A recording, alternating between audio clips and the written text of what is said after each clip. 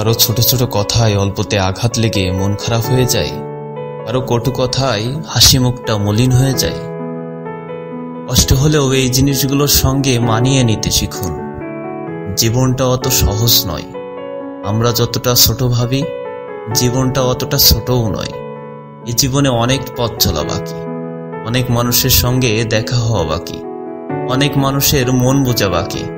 চলতে চলতে হোঁচট খাবেন, অনেকের ব্যবহারে কষ্ট পাবেন, আবার অনেকের কাছ থেকে আনএক্সপেক্টেড কিছু পেয়েও যেতে পারেন। বড় বড় আঘাতগুলো মোকাবেলা করার জন্য নিজেকে শক্ত করা দরকার। ছোট ছোট আঘাতগুলো সহ্য করে নিজেকে মানিয়ে নেওয়া দরকার। কষ্ট হলেও ডোন্ট কেয়ার একটা ভাব আনা দরকার। কারো ছোট ছোট আঘাতকে নেগেটিভলি না নিয়ে আশীর্বাদ হিসেবে নেন। ছোটখাটো কষ্ট দেওয়া মানুষ জীবনে না থাকলে নিজেকে খাঁটি সোনায় কনভার্ট কি করে করবেন? বড় বড় আঘাতকে এক কোনায় পচে মরার চাইতে ছোট ছোট আঘাতকে নিজেকে মানিয়ে নিয়ে নিজেকে নিজের ঢাল হিসেবে প্রস্তুত করা ভালো নয় কি?